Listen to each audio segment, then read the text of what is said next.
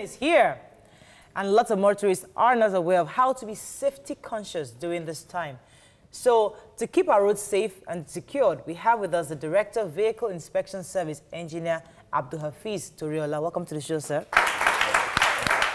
Sir, before we even get to the safety matter, I don't see people around again. I thought they banned you guys. So suddenly I just said, hey, VIO, so they VIO. Okay, I thought they've been banned. Are you still around? No, we are still working. The executive has challenged us to drive the directory with technology, just like what's been done in advanced countries like in Europe and America.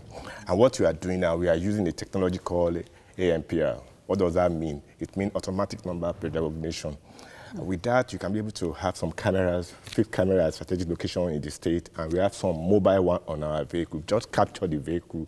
We have a back-end office. Okay. From there, we see the vehicle, just like a CCTV. When you put a CCTV on the road, you see what is going on. Exactly the same thing we are doing. We are seeing all the vehicle. With that, that is integrating into our database and know what you have, what you don't have. We even see your front of your vehicle, the rear, and from there we issue a ticket. And wait. You are seeing us, we are not seeing you. Yes. And wait, how do you not issue me a ticket? Do you have my details? We have your details. Once you register your number, you register your vehicle, you have a database automatically. Yes. You know, you give us details when you register the vehicle. Yes. And from there, we integrate that into the AMPR technology. So that's why we don't see you on the streets anymore. We are doing well done. Well done. What is VIO looking for? What exactly? Because we see all of them. There's FRSC, there is a last man, everybody. What these people in white, what exactly are they looking for? Is it when your light breaks or when your car is damaged? What are you looking for? Thank you very much. First of all, primary responsibility of the Vehicle Inspection Service has to do with safety. Your vehicle and the driver. The vehicle must be in state that we all want. That is the minimum standard. You know, that is a standard for all vehicles, just like a woman being. You keep yourself clean, you wash in the morning, every day and everything. So the vehicle must meet our minimum standard of safety in terms of the vehicle condition.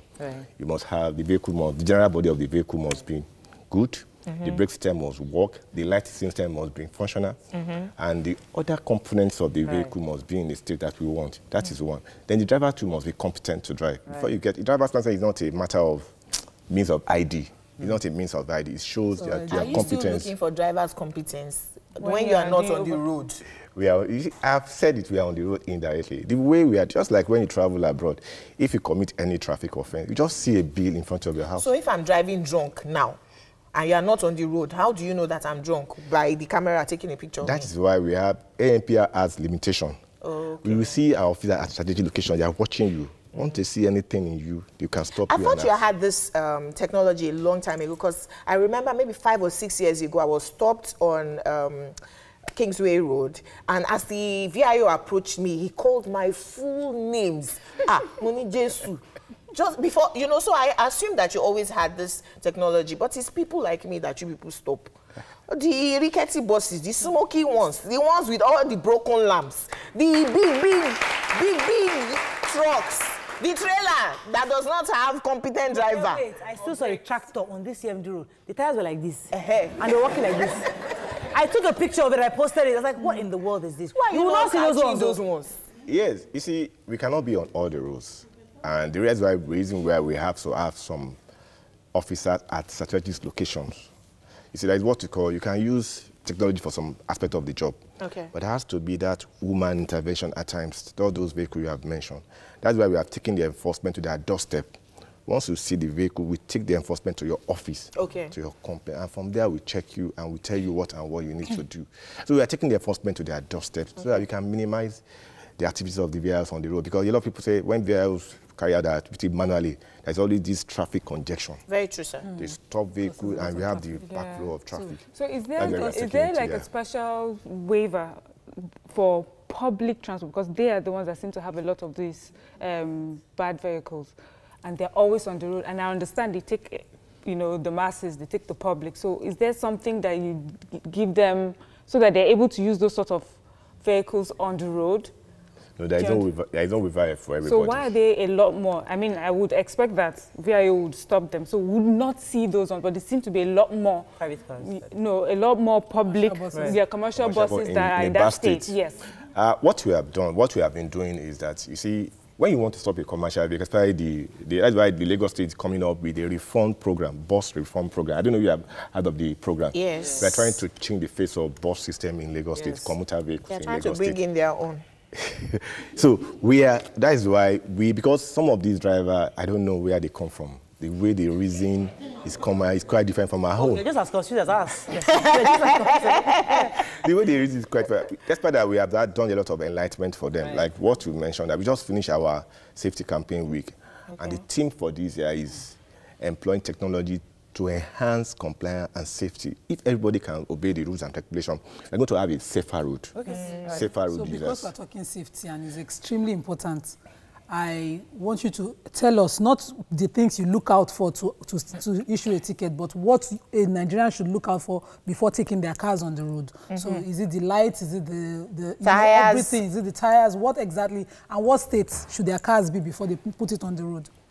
We all know what is called, when something is a good state, it means that all the vehicle components must be in good state. Some parts are not working. You can still manage your car. You can. It's like your light bulb is working, but the covering has removed. You just not drive at night. VIO will stop you. I can still trafficate and then they see the light. You see, all those rear lights, the color, it means different things. The white one means when you are reversing, so that other roads that are at your back can know that you are reversing. Yes. When you are applying your brake, the red one, it will tell the other roads that, okay, this vehicle is stopping. See, all those components has a function they need to perform. So you must be comfortable with this, and it must be in a good state. And if such a component is not working effectively, it can confuse the other road user, because the road is a shared asset. It's not only you that is using it. So your vehicle must be in a good state. Your tires is a link between the road and the vehicle. Is a link. Okay. And the vehicle. So it must be in a good state. So the tire even has expiration date, just like the drugs you have. It's written on it. People don't know. It tells you the week it was manufactured and also the year. So from there, after 4 years, that tire is not. All right, let me take this call. It's Samson from Agbeda. Go ahead. Please, I want to talk about the headline you guys spoke about SARS and the rest. Well, what? And the time. The newspaper. Are you there? Can you hear me? I can hear you clearly. All right. The time I was coming back, I saw a friend off. I was coming back. And those SARS operatives, they stopped me, they searched me, they took my phone. They didn't see anything on me. There was nothing incriminating on me.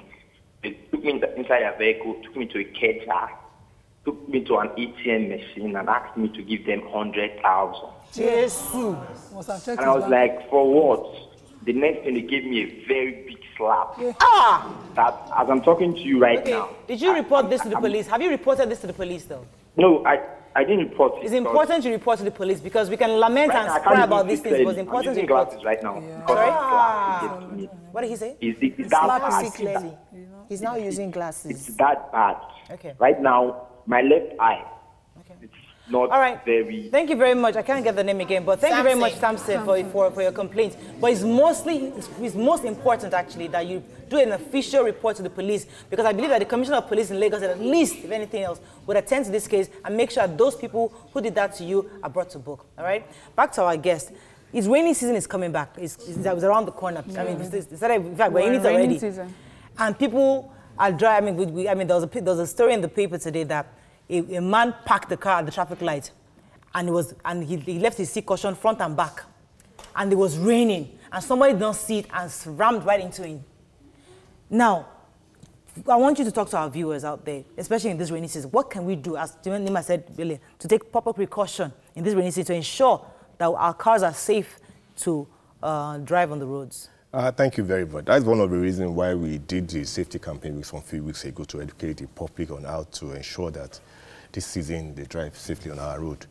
First of all, your vehicle must be in a good state. Your wiper must be must be functional, because wiper is trying to assist the driver to clear the water on your windscreen. It is very, very important. Your lighting system is also very important, because during the rainy season, the visibility is always very low. So you don't have the sun as usual. So you need your headlamps. Your lighting system must be functional to ensure that you can see the vehicle in your front. It's key. Your tire, as you said, is key, because when you apply your brake, what stops the vehicle is the tire. And when your tire trend it has wear out. So the traction is not there again, because if it's not there, when you apply it, the water will take the vehicle off the road. So the tire is also very, very important. And like this mistake people do, whenever they want to change the tire, they start from the front. They change the two front tire. You have to start from the back. They have started doing that. Because when you are driving, the wheel, the steering control the front wheel. But the tire, the rear tire is left. So when you have a good tire at the rear, it controls, also assists the vehicle. People thought, I have to change my front tire first. My front tire, may I change it? So they have started, the tire people, I think VIO has been educating them, because I went to change my tires this year and they said, madam, they say we should change the back first. And I didn't understand it, I was arguing. But I noticed that the same thing happened to YK. She changed her tires at the back. Okay, can I take one tweet? Yeah. Ademola Alala, they're asking a question that we already asked. Please ask your guests what all those rickety vehicles are still doing on our roads, and what do they do to those whose vehicles are not up to standard? What's the punishment? That's like I said, we are taking the enforcement to their doorstep. Once we capture the number plate, we see the vehicle. Because at our back end office, we see the front of the vehicle and the rear.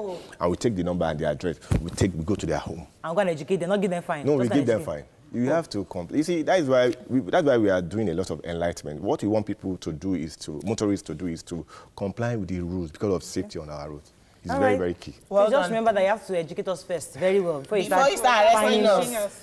All right, let's go on a quick break. When we come back, the trending sex scandals in universities. Stay with us, we'll be right back.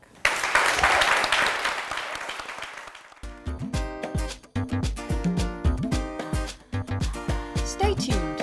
Your View will be right back.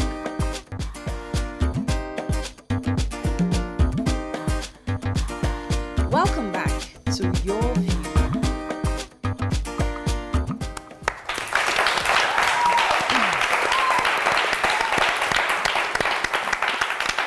Thank you for staying with us. So the recurring sex scandal between students and lecturers in higher institutions is becoming unbearable. We've heard different stories of how students are being harassed sexually by their lecturers. Recently, a story went viral about a professor in a popular university demanding for 5 rounds of sex to award the student a pass mark in the course she failed.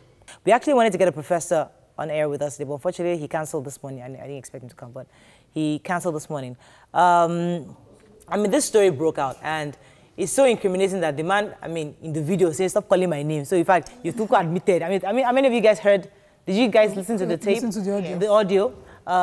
If you didn't hear it, you need to go listen online. What are your views, your general views? Because some people are saying that the girl, too, is just as guilty because she sounded like an expert. She sounded like somebody who is there. That's what she does. And the familiarity, actually, that I heard in her voice, I didn't think that this was happening for the first time. I think something has happened between the two of them.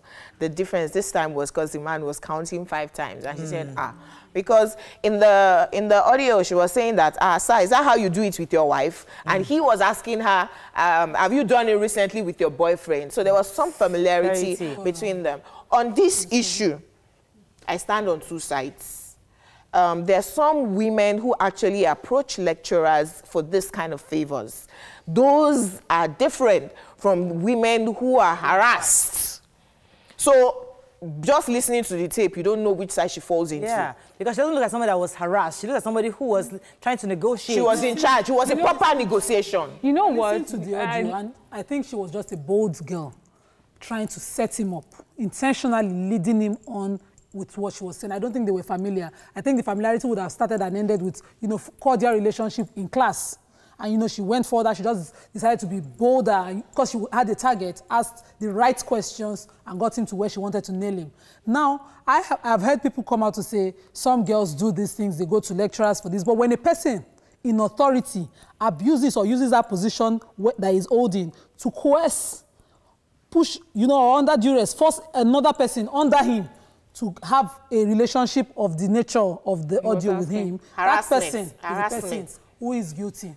And I found the lecturer on all counts as a host and a legal inclined person guilty. Right. What I even without charging him to court, lawyer. What I especially find disturbing is that usually when things like this happen, and when we start discussing it, we immediately start talking about the part the victim must have played.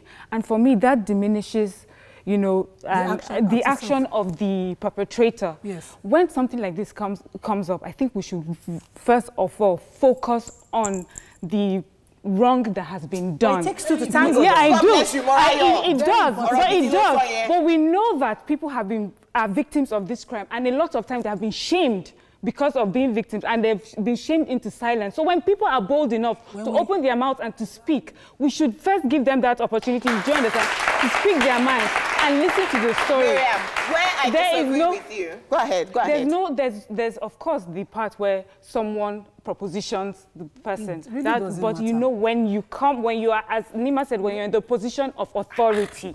When you're in a position of authority, and that happens. Where I disagree with Miriam, because you're very right.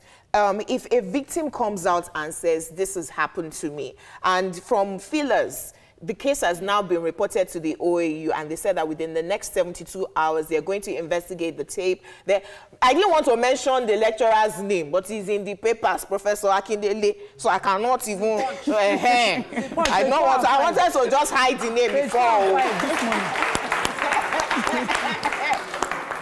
I did not mention the department. Come arrest you on this show. He's in the punch. What punch? Because 4 and 5. Okay, quoting punch. Professor Akindele is of the administration department. So, see, I went to University of Lagos, and I mentioned how Professor Akinfele, my lecturer, while inducting us, the first thing he said was, if anyone harasses you, lecturers know about these things. Universities know about it. It's rife, it's constant. Now, where I disagree with Miriam in saying that the first thing, yes, our society we may have a lot of misogynists, we may be a patriarchal society. I do agree with you on that side. But somebody who goes into negotiations with a lecturer on that regard, they're two adults. You cannot call her a victim. A victim is the lady who read her books and passed her exams. And then the lecturer said, you will fail. You will not graduate except I sleep with you. And there are many women like that. Those are the ones that we want to defend. Are you saying because she failed that course, suddenly... No, that's it. See, we didn't have the facts of the issue. We didn't have the facts. She got 33. First would be that, you know, she had already failed, and then, you know, she went ahead. This is a phone conversation. This girl had the intention to indict this man. She wouldn't have had evidence if she had gone ahead. She had not asked those questions. She thought right and said, okay, at the point before it happens, let me get evidence. Because if I go to the authorities and say he's harassing me, I won't have evidence. Now, we don't know for a fact whether she has failed. We know for a fact she has taken the exam. And Jumoke, please don't mix up my thoughts. And she went ahead and said, he told her how many people had gotten 30-something in the exam, and you know that he could do anything about it. He could do something about it. Right. Listen to the audio again. I listened to the audio. That girl did not say, I have failed, so what would you do? But she mentioned she got 33. Yes. She's surprised that she got that, and she was negotiating. So what do you want? Because he had already come at her before, and that's most likely that's why she made that call. I just quickly say, when we were talking about rape, last week, myself and Jumoke had this back and forth on how some people will use the defense of how provocative the victim dressed. Right. And I said to her that the law had advanced from that. Even in England at one time, the dressing of the victim was a defense. But you know what? Gotten past that stage. That is why now, what they usually establish in sexual harassment cases like this, in employment situations, in student and education situations like that, is the position of authority that gives one person a more advantage over the other person. Right. Gives you power over the person. Why I wanted to disagree with you and say that you're contradicting yourself. You said that based on the negotiation, because the lecturer is the one in authority, you find him guilty in your own opinion. That's what I said. But you have also mentioned that the audio tape had not enough evidence. Meaning that, was it that she even passed the exam, but he purposely failed her? We don't have that fact. You don't even have that fact. Yeah, so that's why I'm saying that. Myself. No, when you say that you don't have enough evidence, it means that you cannot say that the man is guilty or not. Yes, he's the one in authority. But listen, if he chooses to go ahead with a negotiation, that somebody proposes to him is a different thing than he's harassing the lady. I want to drop the current example we have and go to the fact that these things are rife in the universities. Yes, exactly. How does a young lady, and I'll come to the audience on this, how does a young lady who is trying to just pass where, yes, you're maybe a D student or a C student in a certain subject, and you want to pass, and your lecturer is consistently trying to sleep with you. Now, you know that if you report him to the Senate or whatever that you have to report to, you still might not get justice because he is very, very highly connected. In that kind of situation, who does a girl like that go to? Where does she run to? She went to social media.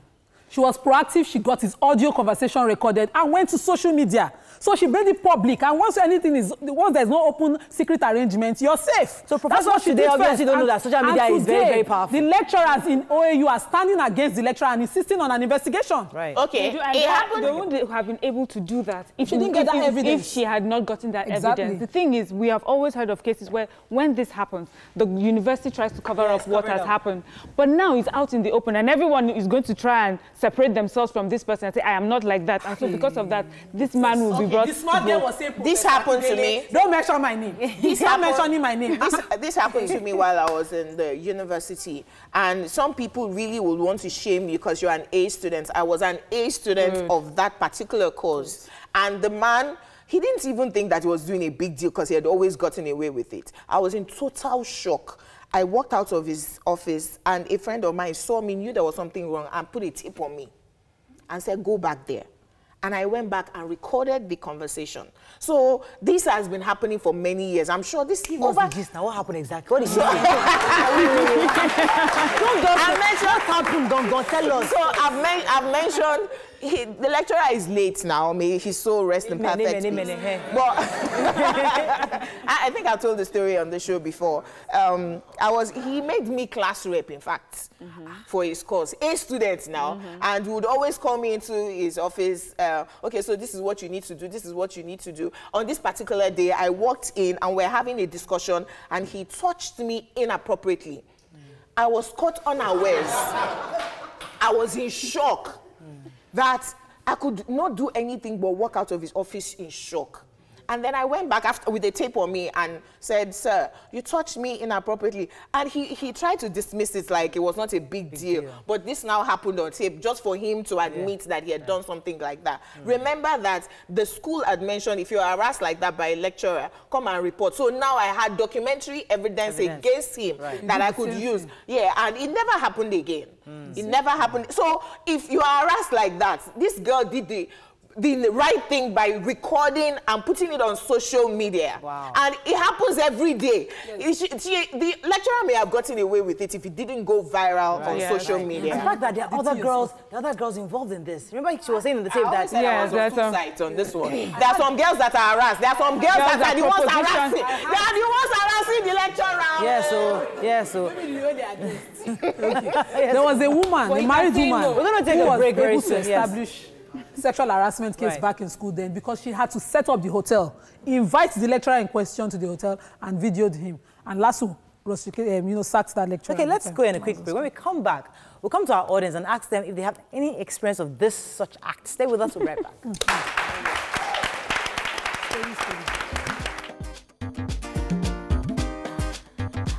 Stay tuned. Your View will be right back.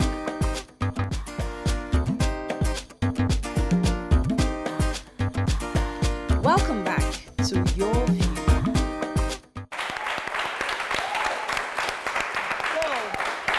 Thanks for staying with us. So we're going to go to the audience right away because we have lots of students in the audience also who would like to hear your thoughts and your experience on this entire issue. Let me start with Joyce. Go ahead, please. While I was in school, my 200 level, I had the challenge of lecturers coming after me. But I made it plain. No, sir, I'm sorry. Very courteous, very respectful, and I'll walk away. But the waited till I was in the final year, where you have no choice. That's what they think. So this is what they did. A guest lecturer who will come from another school to teach us was given my name, and he came to ask for me. He said, who is this person? He doesn't even know me. And said, okay, now, I've been told to head the committee. Those were his words. And then there were 5 of them. They gave me a timetable to come and meet them. I have to choose which day to service the other. Now, I don't know how many rounds each of them will go. At least she even has... I ran out of the school for like 2 weeks. I didn't know what to do. My mom was just crying because not 1, 5. Now, this one chose Monday, Tuesday, Wednesday, and I was at the point of... I was very sick. I had high BP. It was that bad. It took the grace of God fasting and prayers. Just the grace of God to come to graduate without having to do anything with them. How did you get out? Ma? She escaped with prayers. She didn't have to do anything. How did you pass your exam? Miraculously, just most likely No, I left school, and then one of a good lecturer called me, why are you not in school? And I said, this is what happened there. Are you serious? And these lecturers, they are like cliques or caucus kind of, and then they tell themselves Akolilo and all that. So they're working together. If this one releases you, that one will say no. She has not done. Has she done for you? No, she has not done my own like that. That's true. So So that's it was harassment. that's serious harassment. it was that bad. The truth is that you I just never walked get up out to a senior lecturer who I cried. I wrote on the floor. I said, "You're my father." I was just so vulnerable. I just cried all my life. And the man said, "Okay, this I will help you. Okay. This is what we'll do. We'll go and beg another senior one to go with us to go and meet the other 5. Right. And like, let this girl go. Just let this one go." I don't know how they did it. They then okay, she's a winch, a Jenny, and all that. And then my results that were seized, they brought out 2 of them. Okay. I had to pay someone to get into the archives where we keep results to find out. It was a course that I did tutorials for my course mates. I was the only one who failed it. Wow. And when I saw my papers, it was just cancelled. Okay. So I just. So, I mean, that's really sad. Let me hear another person's experience. Who else wants to share their experience with us? like Okay, let me pause you for a quick second because we have the PRO of OAU University on the line. Very good to hear from you, sir. So you'll be talking about one of your colleagues concerning the story that broke. Do you have an update for us on what the stand of the university is on this issue?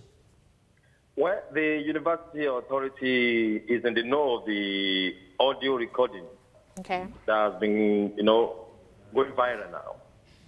And the university has set up a panel to look into the veracity otherwise of the claim and to identify the character. As I'm talking to you now, we have set up a committee. The Vice Chancellor inaugurated the committee yesterday. Give them a week to submit their report. And after that, the university will take appropriate actions because we have code of conduct for staff. And of course, we have code of conduct for students. And anybody that violates any of the items in this code of conduct has one penalty or the other to face. Okay, sir. What measures have you put in place to protect the victim? Because usually in universities, when these kind of things happen, other lecturers rally around the perpetrator to and victimize the victim, kind of punish her in other ways. What measures are you putting in place? Because I'm sure by now you can identify the student in question. Thank you very much, my sister. IFE is a university that I can say boldly different from others. We are a brand on our own, and we look beyond what you people think as gang up from other lecturers against the so-called victim. Let me say this. We look at particularly when the student is in part 3 or part 4, we look at the academic antecedents of the student, past records, and we know that if the student has not been failing, and probably in part 3 or part 4, one lecturer now decides to fail the student in order to get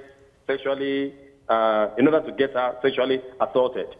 So we know what to do, and we know how to do it. My question would then be that I identify that there are some students who would be the ones to approach their lecturers. They failed the exams and they have no other way than to go and approach a lecturer. That is also wrong.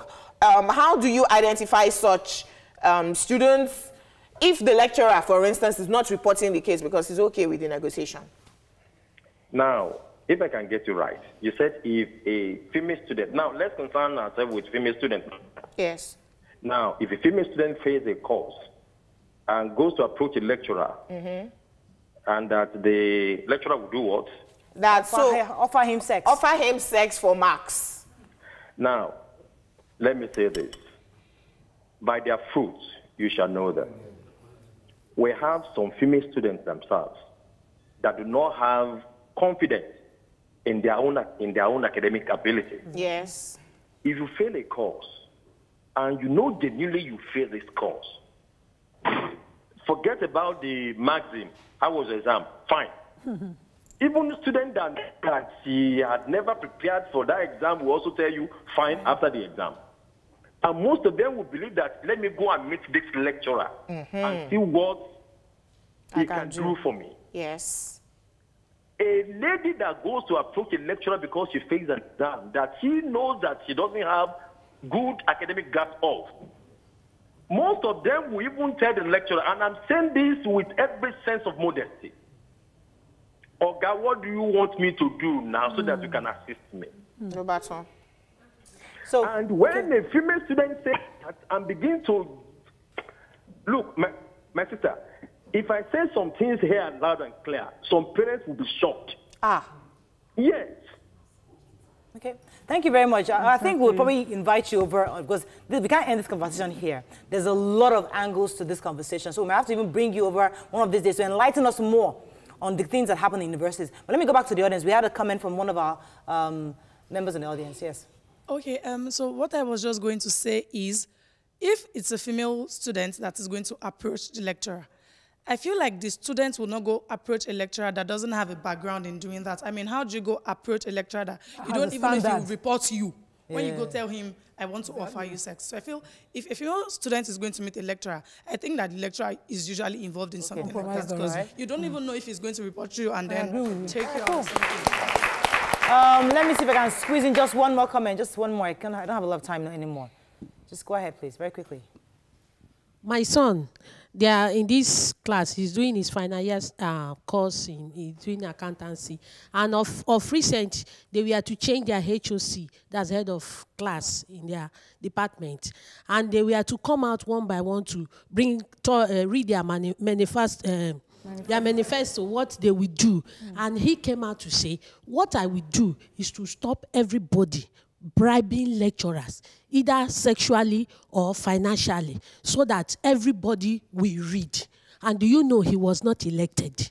Okay, thank you very much. All right, we have to run off. Maybe just one tweet. We have to run off. Let's take one tweet. Akiola Fumilaya says this also happens in offices. Just because they have advantage over the lady, I pray that she gets justice. Sherifat Balogun says, from experience, some lecturers lie that you failed to make you accept their proposals. The lady was smart. Unfortunately, we have to run off. Thank you very much. We hope you enjoyed the show as much as we did. Please stay tuned tomorrow for another exciting episode of Your View. Have a fabulous day. Bye-bye.